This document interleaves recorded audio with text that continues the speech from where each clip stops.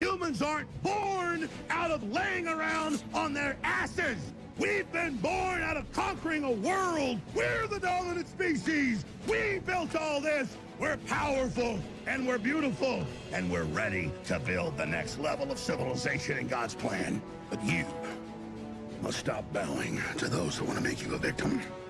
You must become the victor. If you love God and you want to build a pro-human future, then you are an enemy of the New World Order and Satanism. They want us shut down because we have the Spirit. I'm jacked into the source. I know the secret, and I want to see you empowered. But you have to believe in yourself first. This is the truth, and everyone knows it. Well, ladies and gentlemen, Square Enix stock plummets after disappointing Q3 2024 earnings. This is not surprising.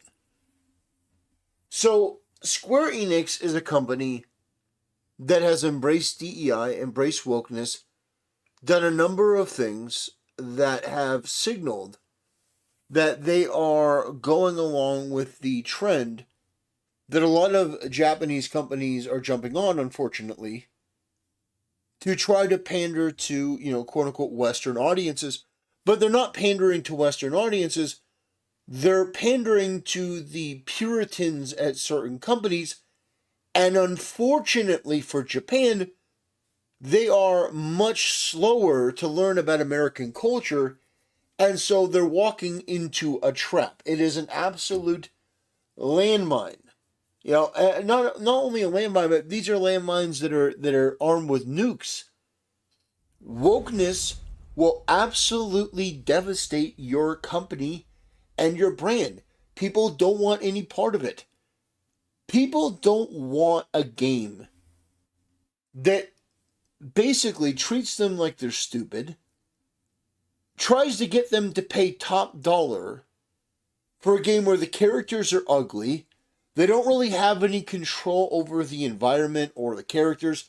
They're sort of a background spectator to the story that the writer, in an endless crusade to tell some kind of, message, wants to take them on. And the answer to that, for the most part, is no.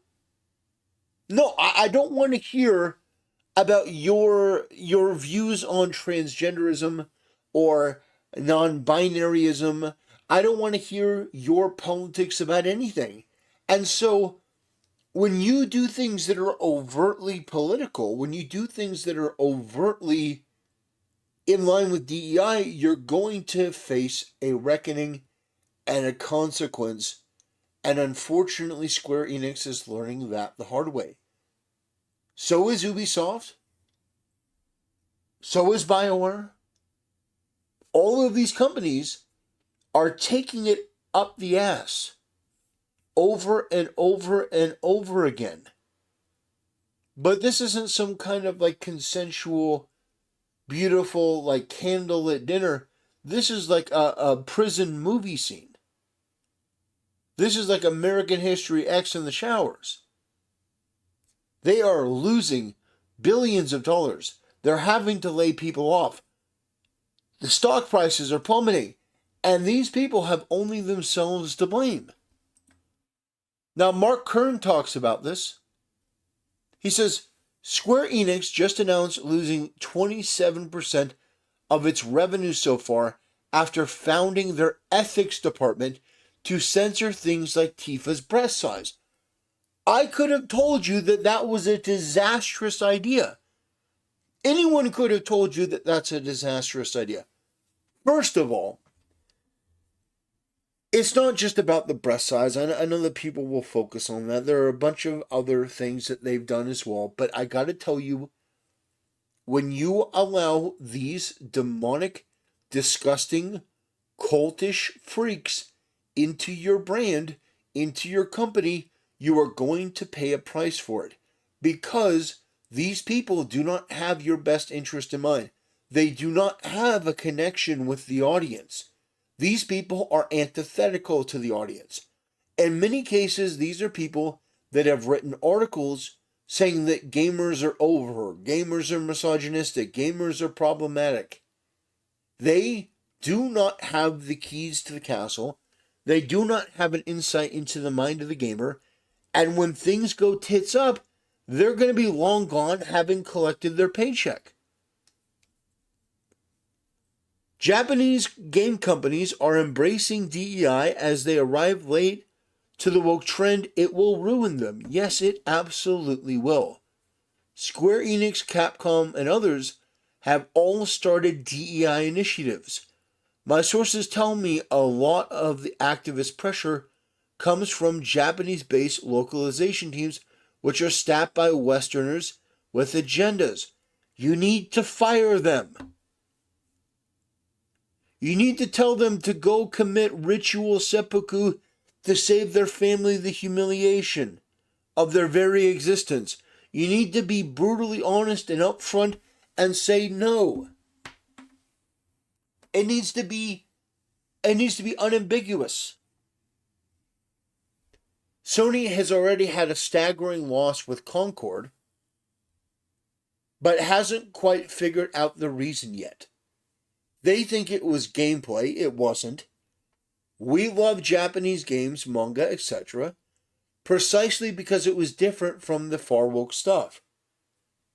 They need to understand this is where their value and competitive advantage comes from, and turn back from this disastrous path that is ruining AAA games, is ruining AAA gaming sales left and right this year.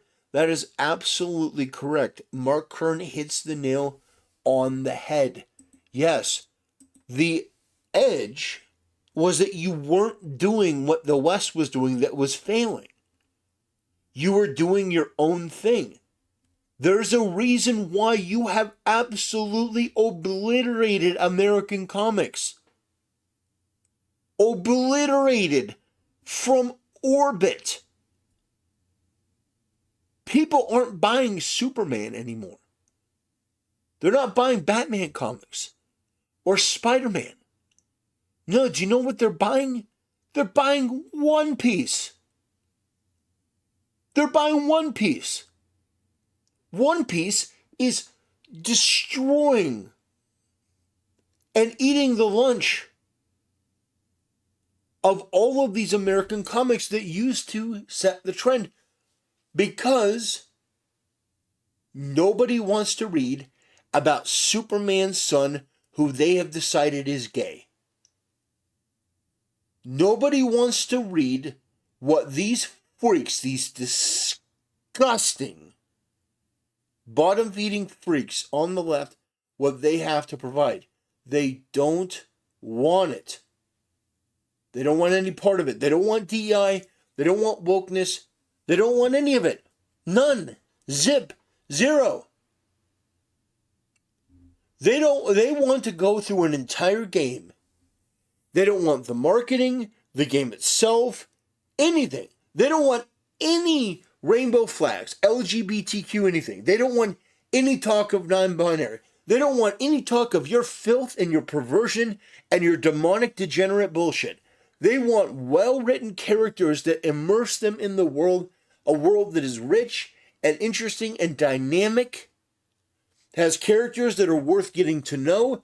They want a world that is worth investing their time and money in.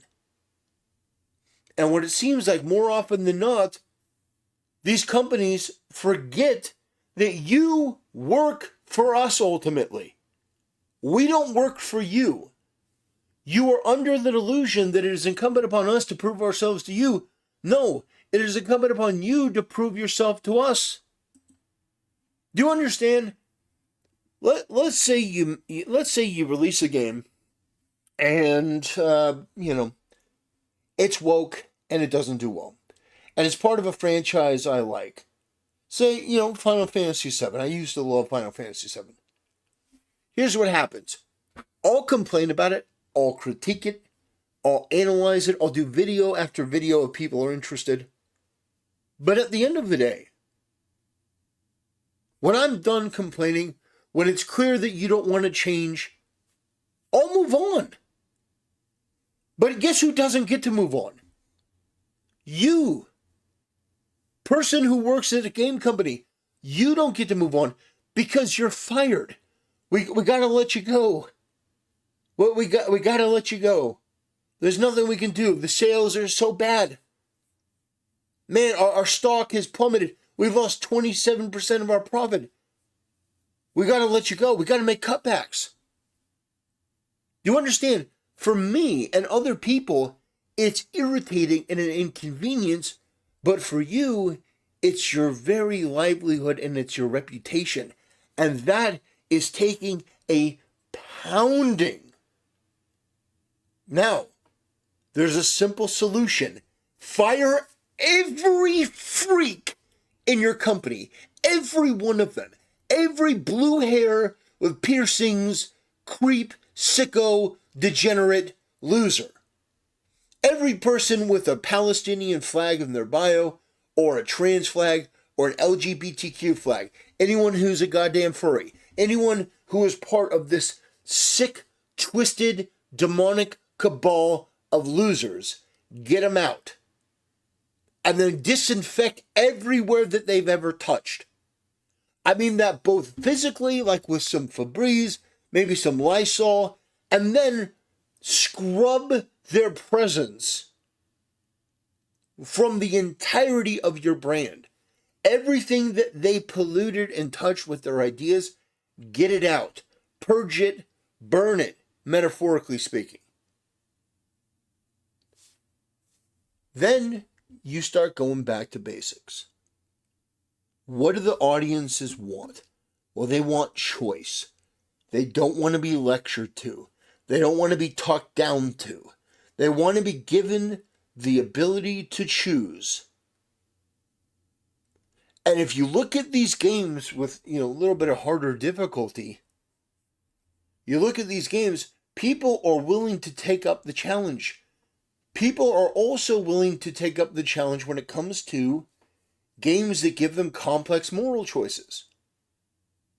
So, for example, what I think they should have done with Dragon Age the Veilguard, if their motivation was to push an agenda that affirming pronouns is a good thing, if affirming pronouns is a good thing, here's what you do. You reward the player for making the correct choice. You don't force them into that choice. You reward them. And you can do that in a number of different ways. Now, I'm not saying that I like this because I agree with it, but if somebody had given me the job of taking Tosh and making her a character that the players didn't absolutely despise, one of the things that I would do is create a release valve that came in the form of multiple choices. For example, there should be an option where you outright do not affirm the pronouns of Tosh. You say you're not a they, them, you're a guy, you're a girl, and you have multiple opportunities to do this. And if you hit a certain number of opportunities, depending on other choices, the player leaves, the character leaves the party, or they fight you. And you can kill the character or spare the character and let him go. And they go off. The other thing is that you keep the character around.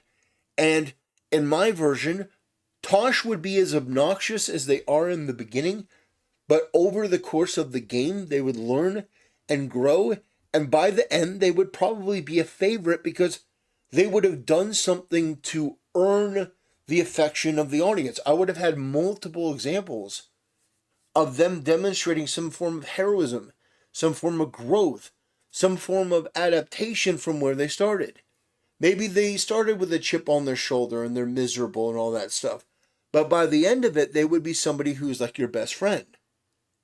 And somebody who speaks to you with respect, and somebody who speaks to other people with respect, and somebody that has come into their own. And there would be rewards along the way if you treated them nicely. Because I don't necessarily agree with that sort of approach that, the good option is affirming the pronouns, but if I were given the job to do, that's exactly what I would do. Give the players the choice, or you can be outright evil and you can just kill Tosh altogether. You can take the purely evil approach. Or, maybe there's some, maybe in the world of Ferelden, there's some, you're not in Ferelden, maybe there's some people that are looking for Tosh that are putting a bounty, right? They're putting a bounty on Tosh's head. And one thing that you can do, if you want to play evil, is you can turn Tosh in, and they'll basically kill Tosh, and you'll sit back and watch, and you'll get a paycheck. My point is, players should always have the option to choose.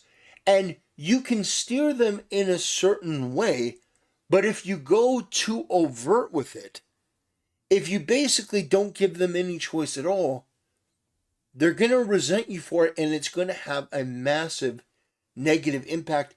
It's not only going to hurt your game and your brand and your reputation, it's also going to hurt your cause. Because I tell you what, Tosh has been voted by many the worst character in Dragon Age. Anyway, ladies and gentlemen, Square Enix, seen better days. Hopefully they can pull out of this rut. I don't know if they can. They'd have to start by firing every one of their DEI and woke employees and making it abundantly clear that they're not playing that game. Anyway, ladies and gentlemen, I appreciate you watching, and I'll see you next time.